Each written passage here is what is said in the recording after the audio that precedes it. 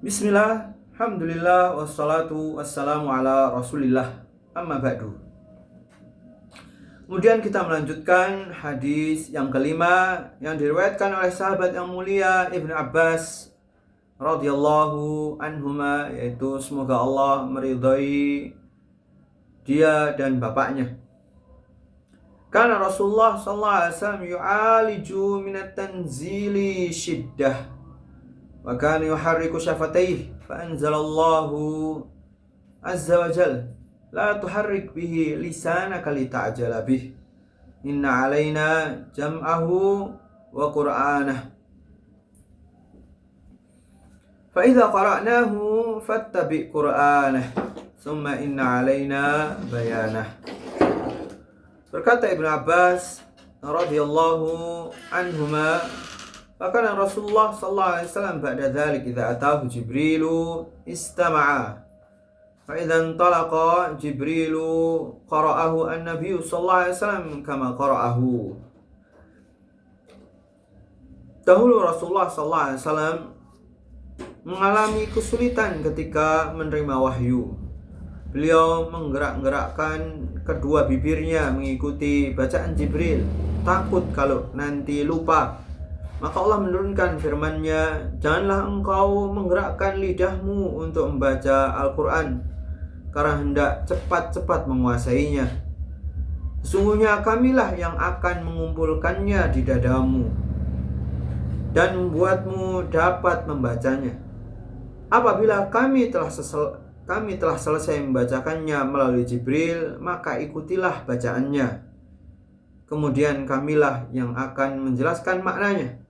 Setelah itu Jibril setiap kali datang, Rasulullah SAW hanya mendengarkan.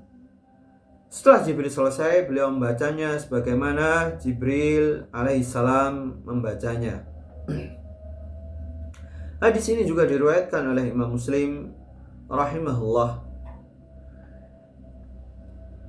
Hal ini bukan berarti Nabi lupa terhadap wahyu.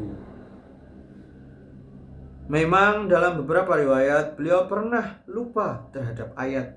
Akan tetapi perlu dipahami bahwasanya para ulama mengatakan beliau tidak lupa ketika al-ada, tidak lupa ketika menyampaikan, tidak pula salah ketika menyampaikan.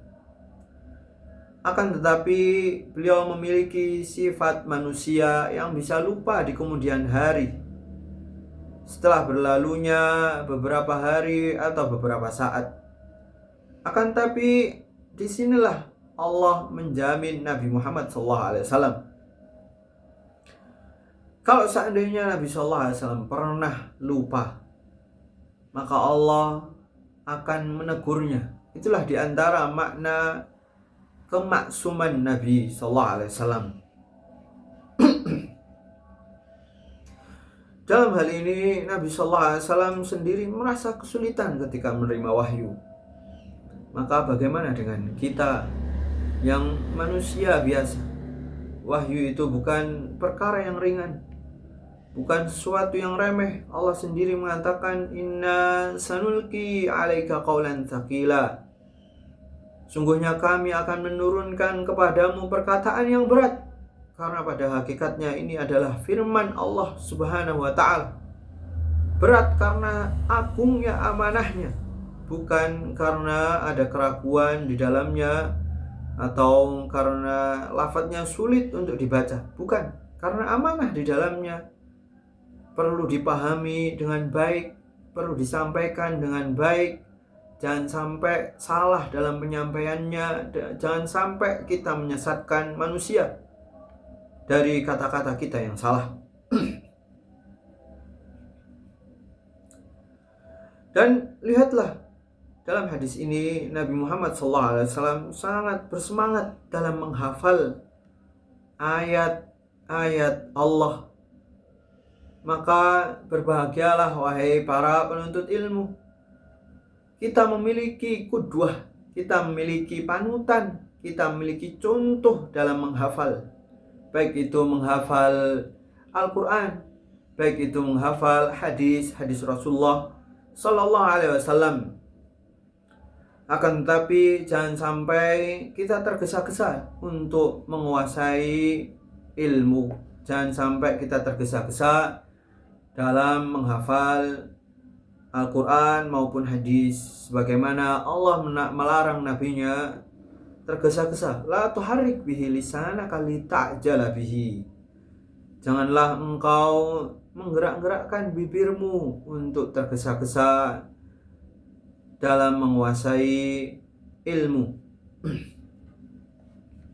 Semangat dalam ilmu sangat berharga, bahkan dihargai oleh Allah, dipuji oleh Rasulullah Sallallahu Alaihi Wasallam. Bahkan Nabi Sallallahu Alaihi Wasallam pernah mendoakan sahabat beliau Abu Bakar, zadakallahu hirsan, semoga Allah memberikan kepadamu semangat, menambahkan kepadamu semangat. Akan tetapi yang tercela adalah terburu-buru.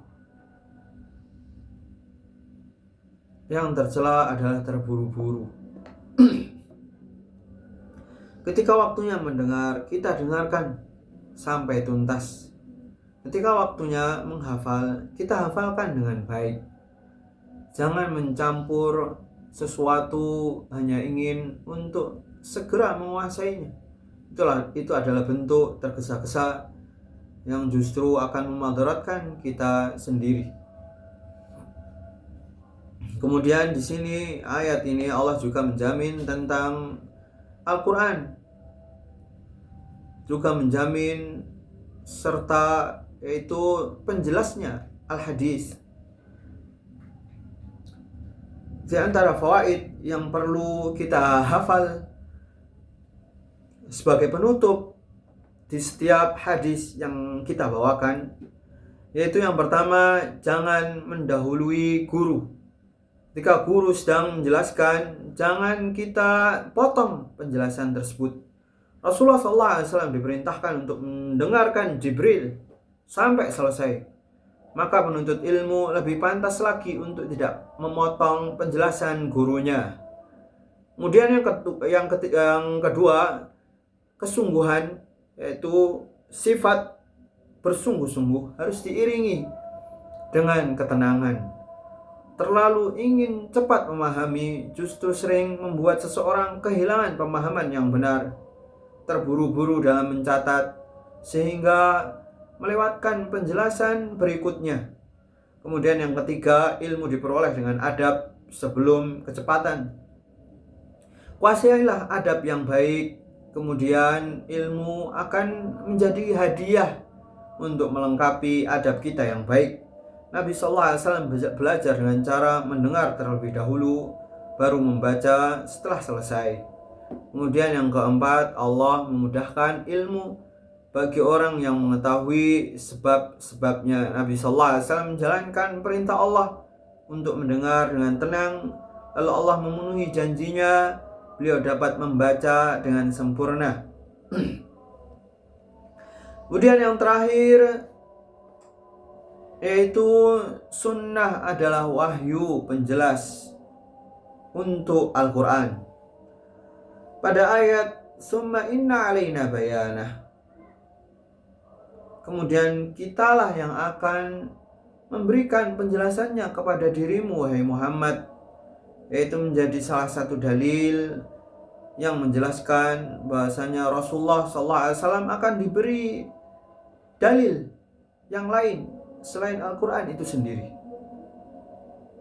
yaitu Al-Bayan.